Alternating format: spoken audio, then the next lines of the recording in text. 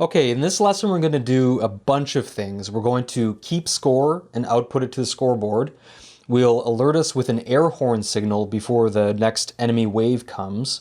We'll also play and modify the music, sort of make it more up-tempo after a certain wave of enemies is reached. And we'll also give out and announce a bonus if a certain score level is reached. We'll contain almost all of this in a new script called World Manager. But first, in Sphere Controller, let's set some public fields we'll need to keep track of close calls. When we get close to an enemy, we'll sort of give out points based on that, and also use an enemy wave count as a multiplier for that scoring mechanic. So in Sphere Controller, let's keep track of those elements with these two fields, wave count and int close call. And we'll initialize those and start with close call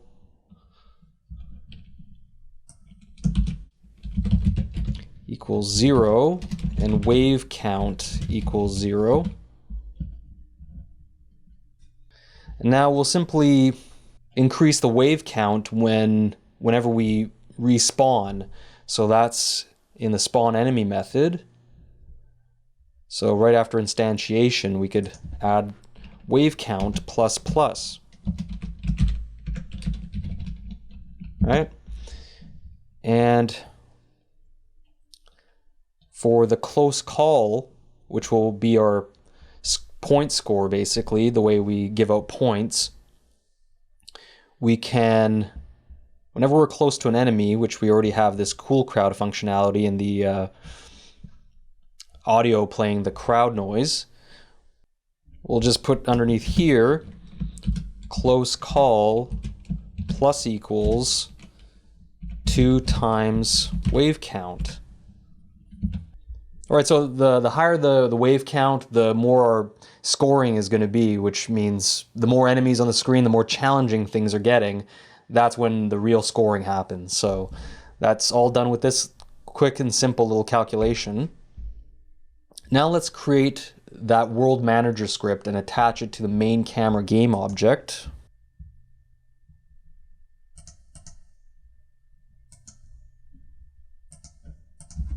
So call it World Manager.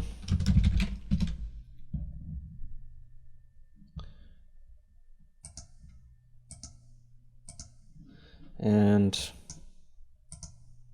I just move the script down just for organization's sake.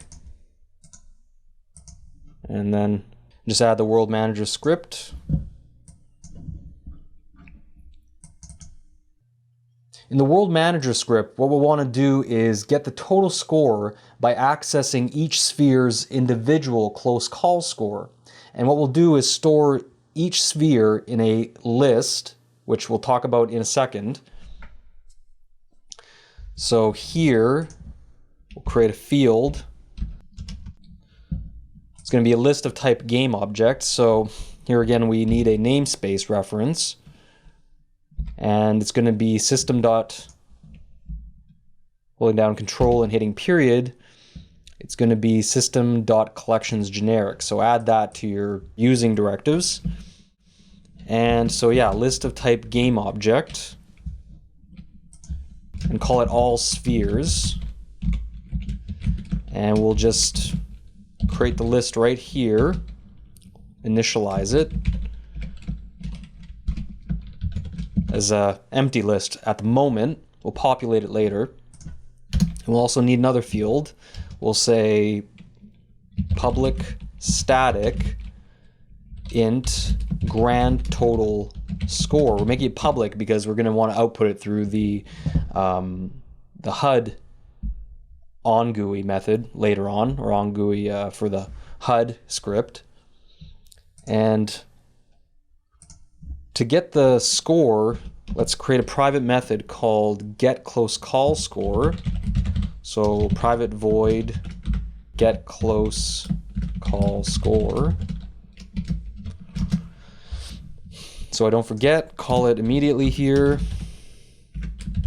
in update. And for this method, what we'll do is we'll create a for each to go through all the sphere game objects. So right now we'll do it like this. For each sphere in GameObject.find GameObjects with tag. See, this one returns a game object, whereas this one returns an array of game objects, which is what we know it's going to be. It's going to be an array. So game objects with tag, we have to pass in the string for that, and that string is based on the tag right here. So right now it's untagged. We use this tagging property for exactly this scenario when you need to keep track of game objects. You need to reference them. You don't know what their instance names are going to be because Unity is handling that in the background. So you simply tag it with a name. And right now I'm going to give it the name enemy.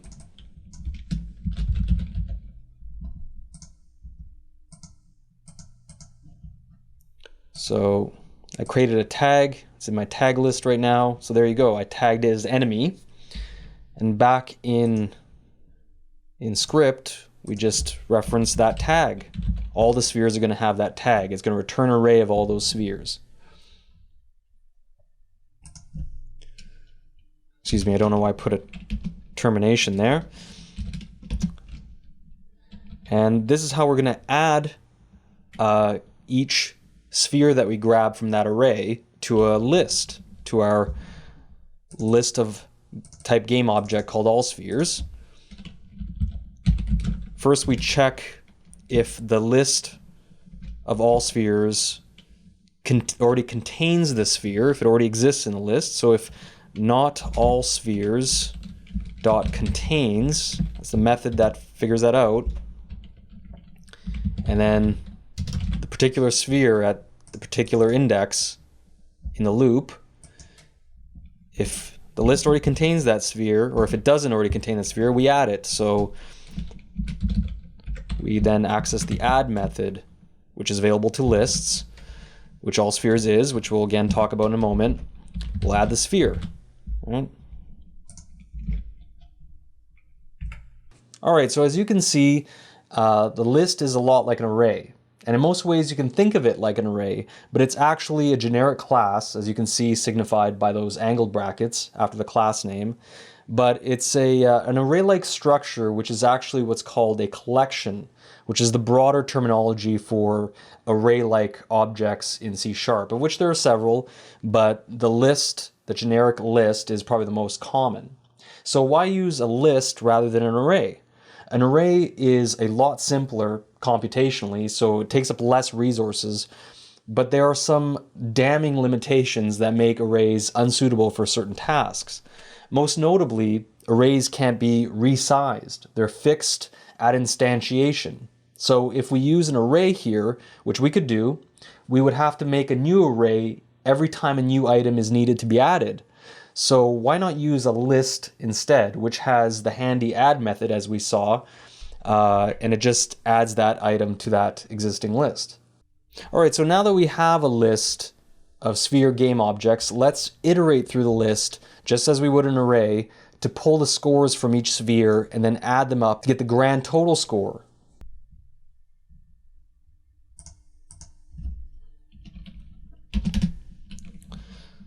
So we'll have a temp total called int temp total, which will start off with at 0. And this will just grab the score from each sphere and add it to the temp total before it gets added to the grand total score. And we'll do another for each. And once again, this is how lists are similar to arrays. You can think of them almost the same way. For each sphere in all spheres, we want to grab the close call score for each sphere has whenever we just graze the enemy. So we'll have a local reference to each sphere's sphere controller. Call it each sphere script. And we'll run get component to get that.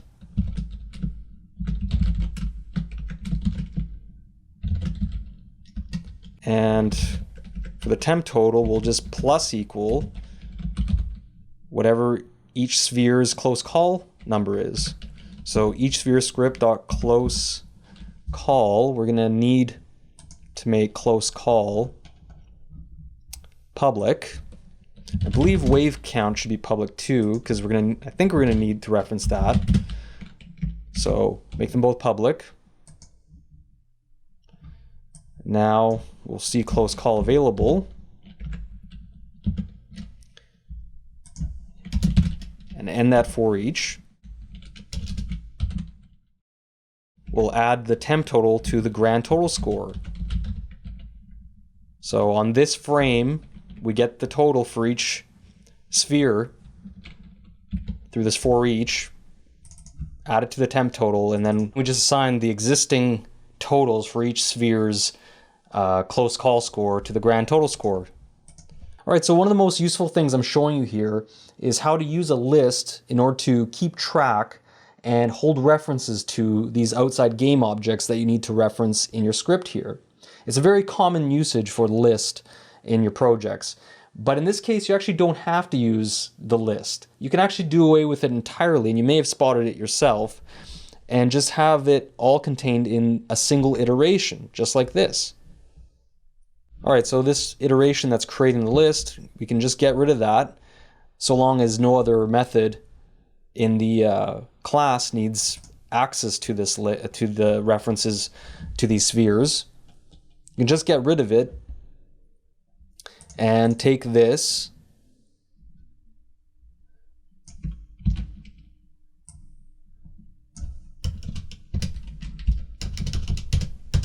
just put it right here, right? It returns an array, right? And we just can iterate right through that array that we're returning, right? Right in this one for each. So that accomplishes everything we need. We don't need this list unless, of course, as I said, another method in this script needs to keep track of these and do some process on each enemy. That might be a useful sort of side project for you that you might want to look into. You know, go through this list of spheres in a method, call it an update, and in that method have it apply some process to, you know, each sphere or each third sphere or whatever you want to do, as we looked at with iterations in a previous lesson. You can apply what you learned there. All right, but we'll retain the list, you know, just so you can reference this and go back and remember how to do it. So now that we have the grand total score, all we have to do is reference the static field in the heads-up display.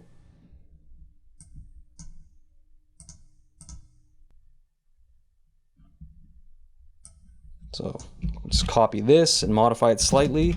We'll want it to be somewhere around the middle of top middle of the screen. That's usually where scores are displayed. So in the X, we'll put it 300, and we'll say score. For this argument, we'll pass in world manager grand total score, and we'll toString it just to, you know, keep consistent.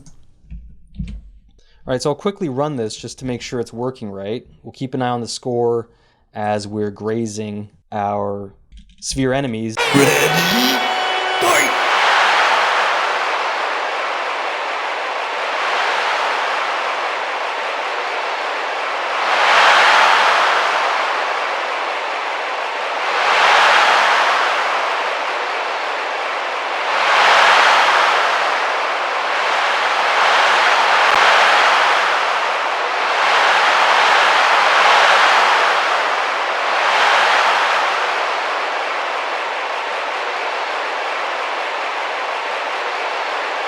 I should probably change the color here. Let's make it magenta. That'll be a little bit easier to see. Ready? Fight! Alright, the next thing we'll want the world manager to do is sound the air horn to signal the next enemy wave is coming. So we should make some changes to spawn enemy, the method, in the sphere controller first to make it easier to reference when to sound the air horn in the world manager. So let's set the spawn interval in sphere controller here. It's every 500 ticks. So let's set that as a public field that we can reference in spawn enemy method and as well as the world manager. Public int spawn interval, and it's always going to be 500 unless we change it here.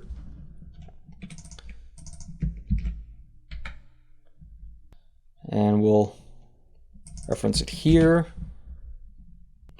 We should also make the timer in the sphere controller reset rather than keep going, as we'll have to do some sort of calculation in the world manager to line up everything as the timer increases. So let's just default the timer to 0. And we'll just say if timer is greater than spawn interval,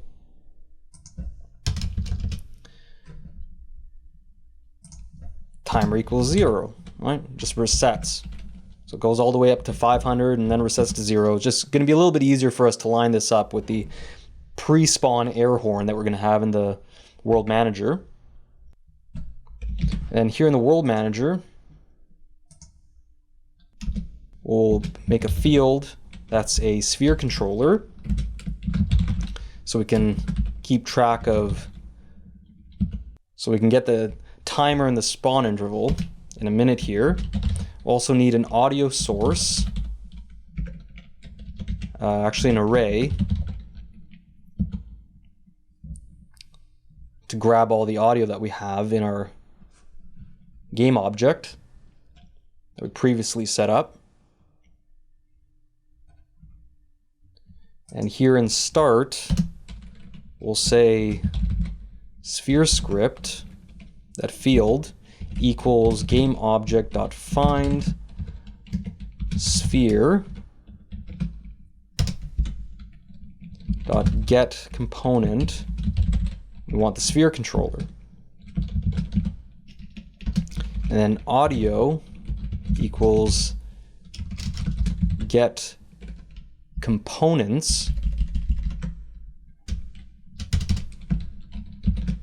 for this game object of type audio source. Just getting all the different audio components we have attached here to this game object. And we'll want a method we'll call pre-spawn air horn. So we'll say private void pre-spawn air horn if we'll get that sphere script reference and we'll get the timer from it. If the timer is equivalent to sphere script.spawn interval, so we'll want that as well, minus 150. So 150 ticks before 500, which is 350. So at every time it reaches 350, that's why we did the resetting. Just makes this a lot easier.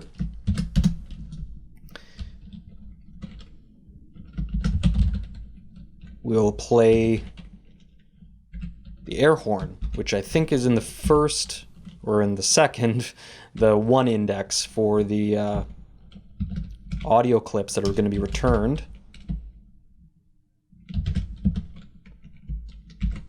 Just make sure that's the case. So it should be this one, the 1 index. Yep, 0 index is crowd noise. Or remember how we had those music loops? The second loop is sort of a more high energy music loop that will kick in after a certain enemy wave has been reached. And we can achieve this by muting one loop and unmuting the other. So in order to make sure everything stays in sync, we have to start both loops at the same time. So let's do this. So both of those clips are going to, both of those loops are going to loop through at the same time. but we only want one to be unmuted at any given time. First, let's get the clips to start. I guess we can do play on awake, but I want to do it in a method here for no particular reason. So let's create a method called private void music start. All that does is start those loops. It's going to be audio at the second index and audio the third index. Set them both to play at the same time. And then we just call that method in start. All right. Now here's what we'll do. We'll modify the music with another method, private void music modifier, we'll call it. And in here we'll just have a simple conditional to make sure only one loop is playing at any given moment. So if sphere script dot wave count is less than 3, we'll say audio, let me just copy and paste this. No. We'll say audio 2 dot the second index dot mute equals false. Because we want the first music loop to play if we haven't reached the third wave yet. And audio 3 third index for audio mute equals true. And grab that and just flip it for the else if wave count is equivalent to 3. From this point forward, we'll flip it. We'll mute the first one, and the second, more high energy loop will kick into effect.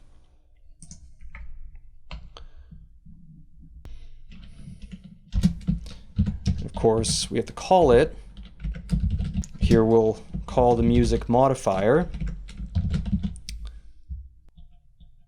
And actually, here's another modification we can do so as to not have this be so static, but rather it changes with each increasing wave after the, well, let's say the 5th wave count. We'll just increase the pitch of the loop, which will have the effect of speeding it up and making it a little bit more up-tempo and aggressive.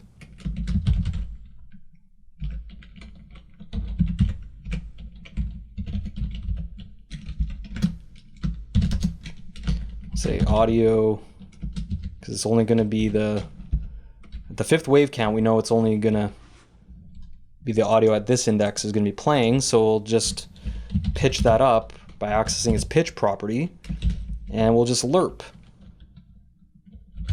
It's a float, so we'll return a float from the mathf.lerp method and lerp from the current pitch to 1.2, so 20% faster. You can look at it that way. And we'll give it a little percentage for how fast that happens. Else if the wave count is greater than 5, this point you've survived and the screen's probably filled with a lot of enemies. So let's just actually, I'll copy and paste this. It's only going to be a slight modification.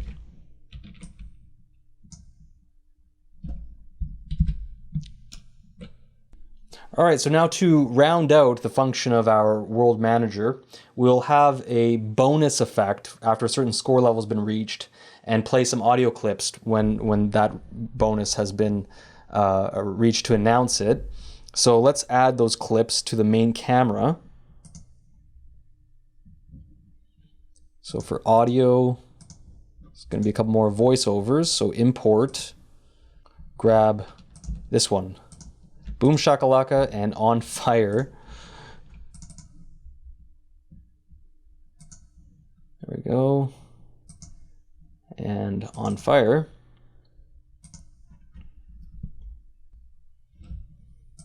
And we'll just add those audio sources.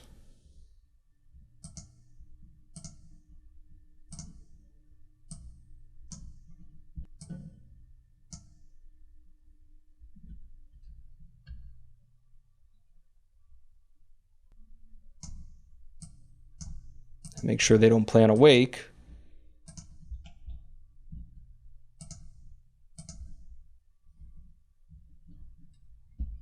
And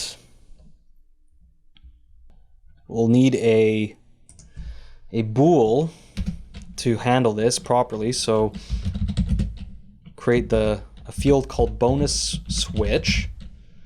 We'll set it to true arbitrarily to start with. And let's have another private method here. Handle just this task for the bonus announcing called bonus announce. And we'll have a conditional. If the grand total score is, well, let's say greater than 1,000, and if the grand total score is less than 3,000, and bonus switch is true, which it will be, we'll play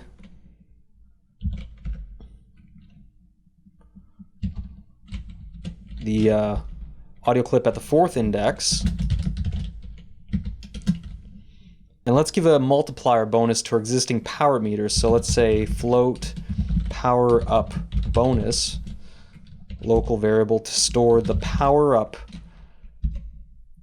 manager.PowerUp meter, and we'll say PowerUp bonus times equals, here's the multiplier, 1.5. So the higher your power meter at that point, if you haven't used it too much, the higher the bonus essentially. And since the power meter is actually an int, so the multiplier only works on floats, or properly on floats, so having the power meter as an int, we'll have to cast that power bonus and assign it to the power meter. And so cast it to int power up bonus, and we'll want to switch the bonus switch to the opposite value. It's going to be false. That's so on the next frame, if we're higher than greater than 1,000, the score, it doesn't play this again. It doesn't keep playing it over and over again on each frame until we reach greater than 3,000. It only plays it once. That's what the functionality, the usage of the bool is. And here we'll say else if grand total score is greater than 3,000 and we expect the switch to be false because it already had been switched here. We take all this and we'll play the other audio clip at the 5th index, and we'll give us lesser, only of basically a 25% boost or a bonus to the power meter. You don't want to overly encourage people not to use their power meter. And we'll flip this bonus switch again so it doesn't play it again on the next frame. And here we'll say bonus announce, call that.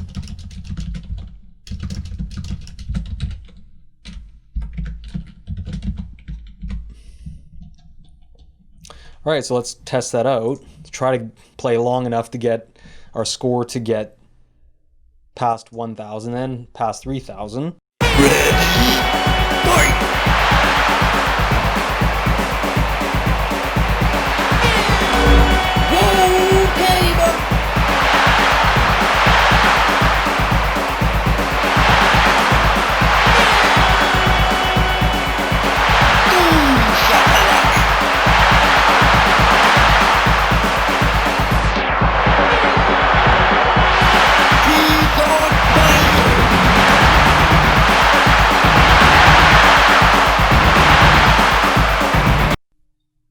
All right, that was just for testing. I think we should be a little bit less lenient here for the bonus threshold. So let's say 25,000